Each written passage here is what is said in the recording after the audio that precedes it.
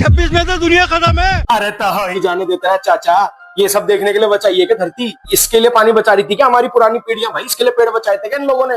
अरे प्रभास एक्टिंग के संडास, भाई कर्म फूट गया हमारे तो। जो भाई साल की पहली पिक्चर मैंने ये देख ली, मतलब अच्छा खासा साल शुरू हुआ था, लोगों ने विजन बोर्ड से लेकर रेजोल्यूशन सब सेट कर रखा था, हंकी डोरी तक सब घी के दिए जल गए थे, लेकिन इस असुरी ताकत से, इस असुरी शक्ति से भाई हम लोगों की खुशियां देखी नहीं गई। दे मारा हम पे अपना कालकूट हलाहल नाम के विष का डंक हमारी खुशियों पे फोड़ के मारा है बिल्कुल ही। आगे अपनी भद्दी सी थूत हमारे सामने लेके हमारे साल की ऐसी तैसी दे मारने कर दिया इसने भाई। 2026 का कबाड़ा हो चुका है, मैं बता रहा हूं तुम्हें, यही दुनिया के अंत की शुरुआत है।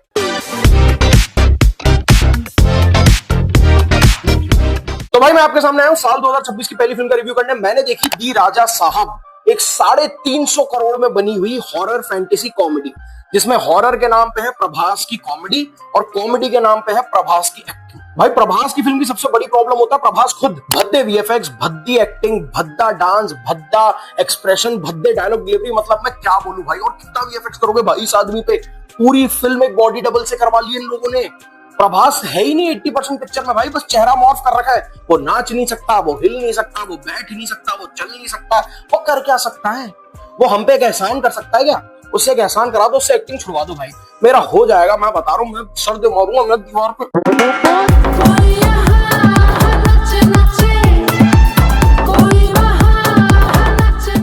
अच्छा देखते पिक्चर मैंने पहले दिन ली थी, बस फिर क्या मैं चला गया सदमे में, फिनाइल उबाल के पिया, आंखों में डाला हार्पिक और फिर सोचा कि ठीक है कोई बात नहीं, होता है भाई। हमेशा जो है ना, प्रलय आने से पहले कुछ संकेत आते हैं, ये वही एक संकेत है, ऐसा समझो तुम। जनता को आगाह करना जरूरी है। तुम आगे इस फिल्म का रिव्यू करने, प्लॉट से शुरू करते हैं। अगर थोड़ा बहुत जितना भी है वो मैं तुम्हें एक बार बता देता हूं।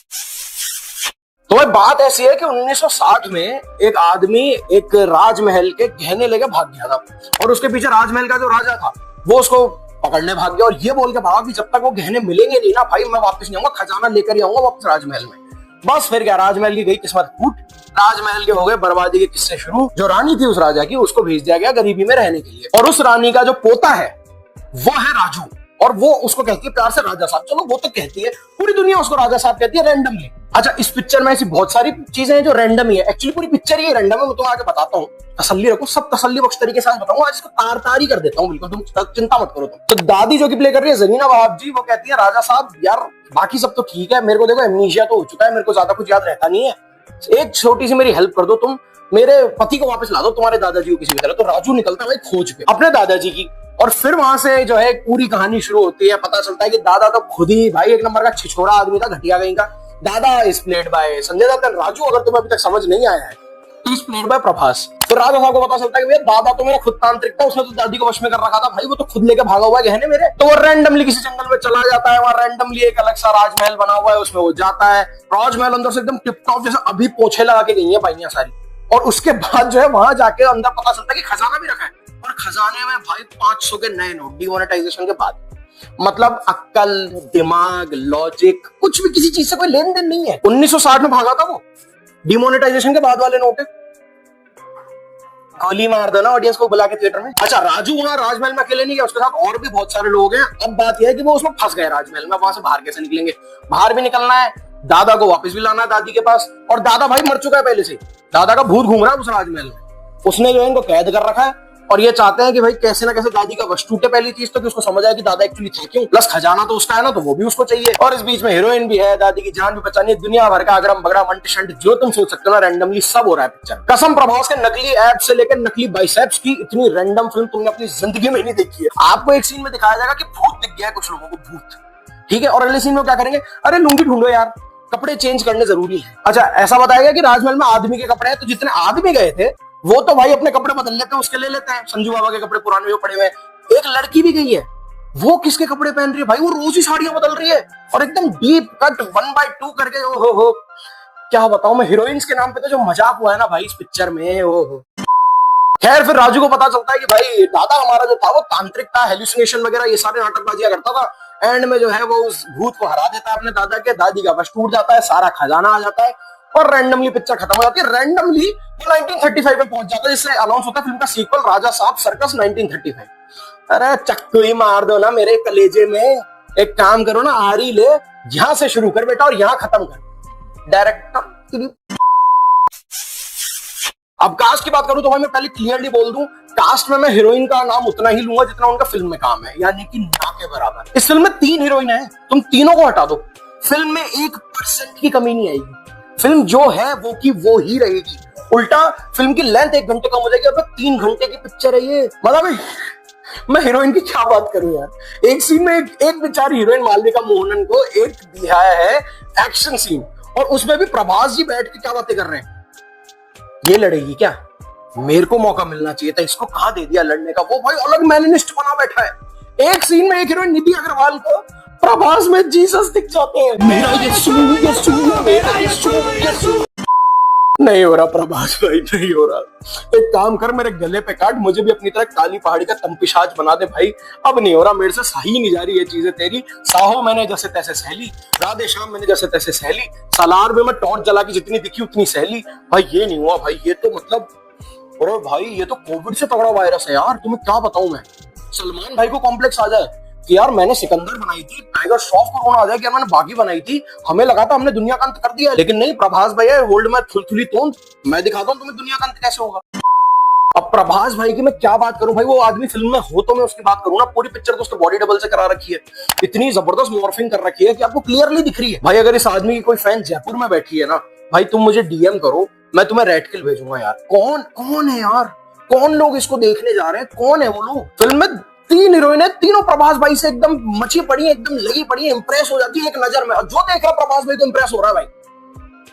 उस आदमी के पेट से लेके बाइसेप से लेके चेहरे से लेके बाल से लेके सब कुछ तो नकली है, तुम इंप्रेस हो किस चीज से रहे हो यार। और एक है संजू बाबा भाई, संजू बाबा को कोई रोको भाई, ये कौन से कर जाएंगे, कौन से लोन ले रखे भाई इस आदमी ने। अभी अभी धुरंधर करके आदमी हटा था, ये फिर उन्हीं ढर्रों पे आ गया यार। इस आदमी को कोई रोक लो यार, ऐसे कौन से कर्जे ले रखे बाबा आपने। डायरेक्टर ने बोला बाबा आज हंस दो तो बाबा करके हंस देते होंगे, डायरेक्टर ने बोला बाबा गुस्सा हो जाओ तो बाबा करके गुस्सा हो जाते होंगे। बस ये ऐसे ही रैंडम में फिल्म बन गई भाई। ये हो ही नहीं सकता। बाबा ने स्क्रिप्ट पढ़ी, स्क्रिप्ट पढ़ने के बाद अगर ये फिल्म बाबा साइन कर रहे हैं ना, तो भाई कुछ तो है, बाबा अटक गए किसी स्कैम वैम में, बाबा का नाम आने वाला, वो पैसा जमा कर रहे हैं भाई। जरीना वहाब जी जैसी इतनी बड़ी एक्ट्रेस यार, वो इस फिल्म में क्या कर रही है यार, मतलब अरे यार ये कैसे फंस जाते हैं लोग, ये स्कैम हो रहा है इनके साथ, ये सामने से जाते हैं कि नहीं भाई हमें लपेट लो स्कैम में, ये कर कैसे रहे यार। ये डायरेक्टर उनको स्क्रिप्ट नहीं सुना रहा क्या, ये पैसे की खनक सुन के आ जाते हैं क्या। जरीना वहाब जी दादी बनी है प्रभास की, और ऐसा दिखाया कि बहुत जबरदस्त इन दोनों में जो है प्यार है, प्रेम है दादी पोते में। और वो प्रेम दिखाता कैसे है दादी को, कभी दादी को हाथ दिखा रहा कि दूंगा तेरे चांटे की, बुढ़िया बुढ़िया करके पूरे शहर में घूम रहा है गाँव में। अरे प्रभास दिमाग में चुभी फांस। इसके अलावा बमन ईरानी साहब की है, इकलौता ढंग का कैरेक्टर अगर किसी का है ना पूरी पिक्चर में तो बमन ईरानी साहब का है, जो 2 पैसे की सेंस की बातें करके जाता है वो बमन ईरानी साहब है, और वो 5 मिनट के लिए।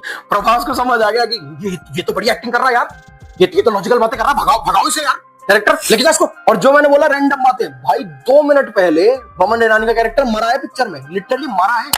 2 मिनट बाद प्रभास भाई ठुमके लगा रहे तीनों हीरोइन के साथ, नाचो रे नाचो। अरे प्रभास बुढ़ापे की आखिरी सांस। अब बहुत दिमाग लगा के मैं प्लस तुम्हें बता देता हूं। एक तो भाई फिल्म का कंसेप्ट, 3 घंटे की फिल्म में मुश्किल से 10 मिनट के लिए इस कंसेप्ट को एक्सप्लोर किया गया है, पर ये कंसेप्ट जो है ना कि भाई कोई आपको इतना हेलुसिनेट कर दे, इतना आपके ऊपर आपको अपने वश में कर ले कि आपको समझ ही ना आए कि रियलिटी क्या है और झूठ क्या है, सच क्या है और आपको दिखाया क्या जा रहा है। वो वाली चीज मुझे लगी। एक प्री क्लाइमेक्स में हॉस्पिटल सीन है, वहां पे उस चीज को दिखाया गया, वहां में जेन्युइनली इंटरेस्ट बिल्ड हो रहा था मेरा।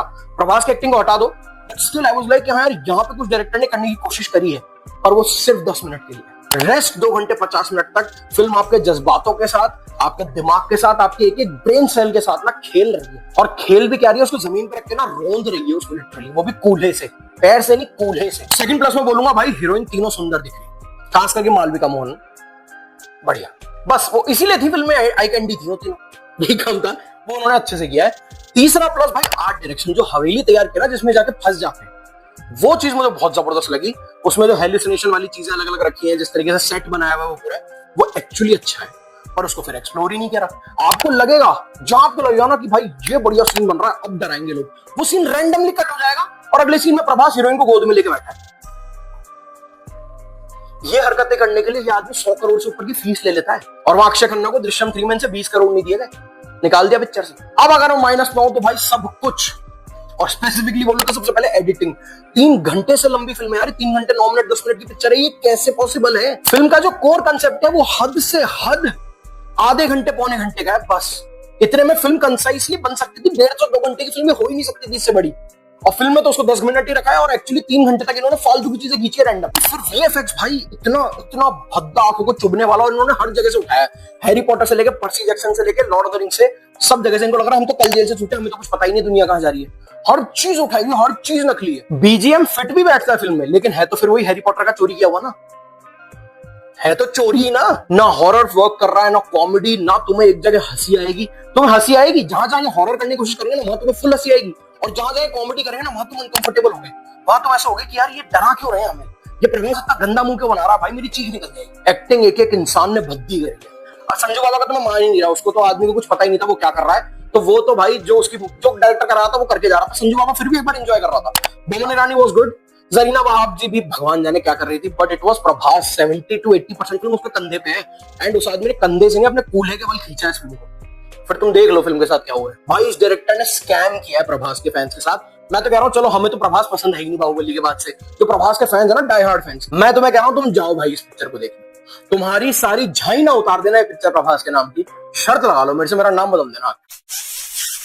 अरे प्रभास चलती फिरती एक्सप्रेशनलेस लाश, मैं क्या बोलूं भाई, मैं क्या स्टार दूं इस पिक्चर को। 1 स्टार दूंगा मैं आर्ट डायरेक्शन के लिए और कंसेप्ट के लिए, बस। वो भी भाई बहुत बड़ा दिल रख के दे रहा हूं मैं, ये इससे ज्यादा नहीं। इस फिल्म को कुछ माफ कर दो भाई, मैं नहीं कर सकता और इस पिक्चर के बारे में बात। मैं जा रहा हूं भाई सेंसोडाइन से आंखें धोने, ग्लिसरीन पी के सोने।